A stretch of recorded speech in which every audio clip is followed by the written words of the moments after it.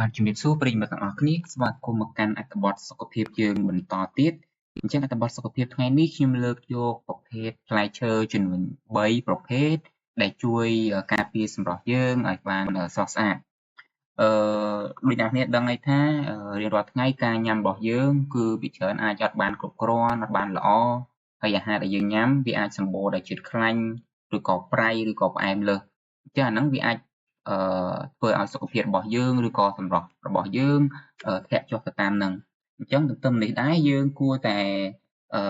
ញ៉ាំអាហារចំនួន3ផ្លែឈើចំនួន3ដើម្បីជួយកាត់បន្ថយឬក៏ជួយសុខភាពយើងក៏ដូចជាសម្រស់យើងឲ្យបានល្អអញ្ចឹងចំពោះផ្លែឈើទី1គឺផ្លែក្រូចដោយសារតែផ្លែក្រូចមានផ្ទុកនៅវីតាមីន C ដែលវាជួយប្រឆាំងនឹងអុកស៊ីតកម្មហើយព្រម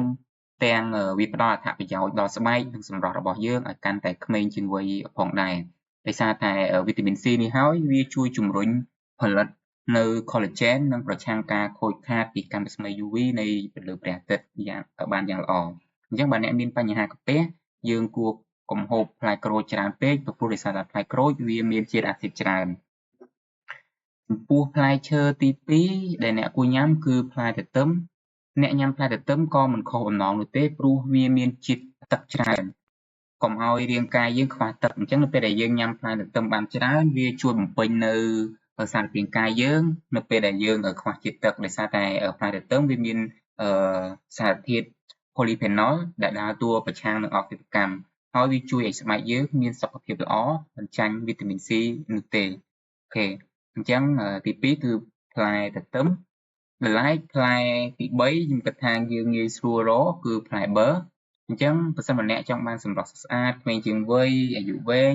យើងមិនគួរមើលរំលងផ្លែបឺនោះទេដោយសារតែផ្លែបឺសម្បូរដោយជាតិខ្លាញ់ល្អមានជាតិប្រូតេអ៊ីននិងវីតាមីនដើម្បីជំនួយដល់ថាមពលនិងសម្រស់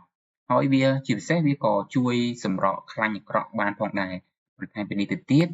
ប្រូតេអ៊ីននៅក្នុងផ្លែបឺជួយទ្រទ្រង់រចនាសម្ព័ន្ធ collagen និង elastin នៅក្នុងស្បែករបស់អ្នកបានល្អអញ្ចឹងផ្លែឈើទាំង3នេះគឺជាផ្លែឈើសំខាន់ដែលអ្នកទាំងអស់គ្នាមិនគួរមើលរំលងហើយគួរតែញ៉ាំដើម្បីបង្កើននៅសម្រស់ក៏ដូចជាសុខភាពយើងបានល្អ